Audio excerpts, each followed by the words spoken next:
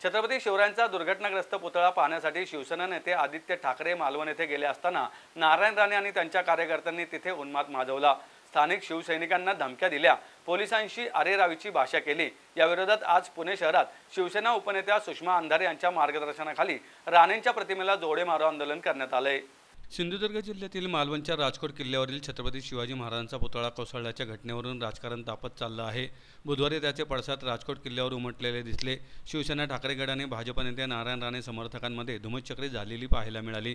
यानंतर शिवसेना ठाकरे गटाकडून पुण्यात जोडे मारो आंदोलन करण्यात आले। नारायण राणे, निलेश राणे, नितेश राणे यांच्या अटकेची मागणी करत त्यांच्या फोटोला जोडे मारो आंदोलन शिवसेना ठाकरे गटाकडून करण्यात आले। मालवणातील राजकोट किल्ल्यावर बुधवारी शिवसेना ठाकरे गट आणि भाजप नेते नारायण राणे यांच्यात धुमश्चक्री उडाली होती। यावेळी नारायण राणे यांनी वापरलेली भाषा आणि त्यांच्या कार्यकर्त्यांनी केलेल्या मारहाणीत दगडफेकीत काही महिला पोलीस जखमी झाल्या। या प्रकरणी राज्याचे गृहमंत्री देवेंद्र फडणवीस यांनी त्यांच्यावर गुन्हे दाखल करून अटक करावी, यासाठी पुण्यात शिवसेना ठाकरे गटाच्या उपनेत्या सुषमा अंधारे यांच्या नेतृत्वात आंदोलन करण्यात आले। यावेळी सुषमा अंधारे आणि कार्यकर्त्यांनी नारायण राणे आणि त्यांच्या दोन्ही मुलांविरोधात जोरदार घोषणाबाजी केली।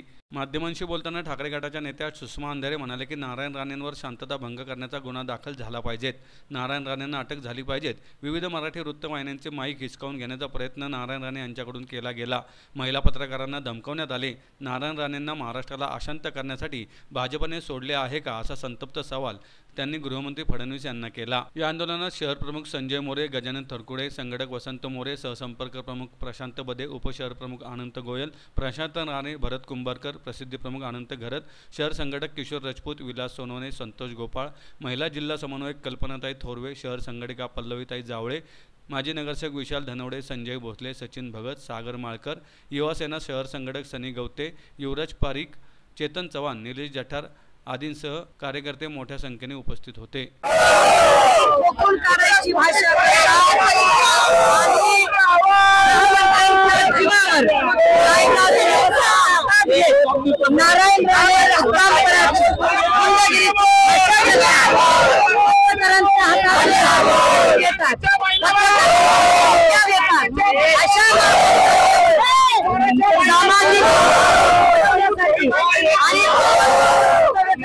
म्हणून पुणे शांतता भंग करण्याचा गुन्हा नारायण राणेवर दाखल झाला पाहिजे आणि नारायण राणेंना अटक झाली पाहिजे, म्हणून आम्ही अल्टिमेट देण्यासाठी हे आंदोलन करत आहोत। काल त्यांनी भाषा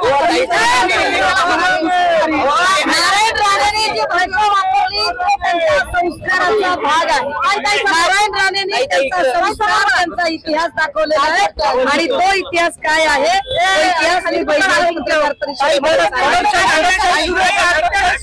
काल ज्या पद्धतीने एबीपी माझाचा भूम ओढायचा प्रयत्न झाला, एबीपी माझाचा भूम ओढणं, पुढारीच्या पत्रकाराला दमदाटी करणं, महिला पत्रकारांना असभ्यतेने वागणं, पत्रकारांच्या अंगावर धावून जाणं, पोलिसांना दमदाटी करणं, पोलिसांच्या अंचकीला येण्याचा प्रयत्न करणं, हे सगळं लॉ अँड ऑर्डर विस्कळीत करण्याचा प्रकार हा दस्तूर खुद्द गृहमंत्र्यांच्या मुळे चालू आहे।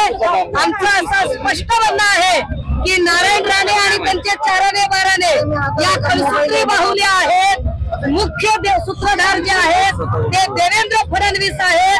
सूत्रधारांची इच्छा आहे का की महाराष्ट्र कायम सांप्रदायिक विभाजित झाला पाहिजे, महाराष्ट्र कायम अशांत राहिला पाहिजे।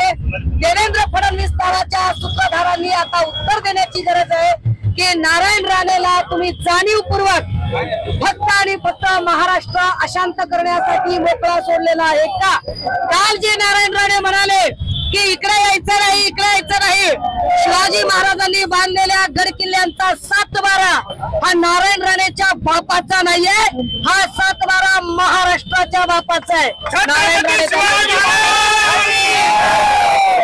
आणि म्हणून नारायण राणेंवरती सामाजिक अशांतता निर्माण केल्या प्रकरणी, सामाजिक सलोखा भंग केल्या प्रकरणी, वारंवार चिथावणीखोर वक्तव्य केल्या प्रकरणी नारायण राणेंवर गुन्हे दाखल करण्याची जबाबदारी देवेंद्र फडणवीसांची आहे।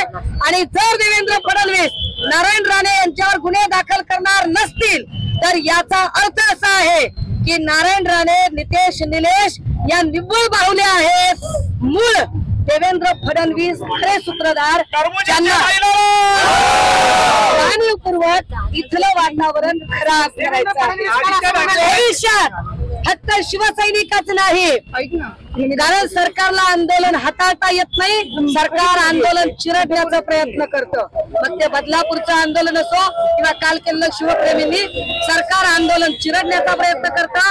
अशा सगळ्या परिस्थितीत शिवसैनिक असो, पत्रकार असो, पोलीस असो किंवा नागरिक असो, सामान्य कुणाच्याही केसाला धक्का लागला तर याची जबाबदारी राणेंची नाही, याची जबाबदारी देवेंद्र फडणवीसांची असेल. हे फडणवीसांनी लक्षात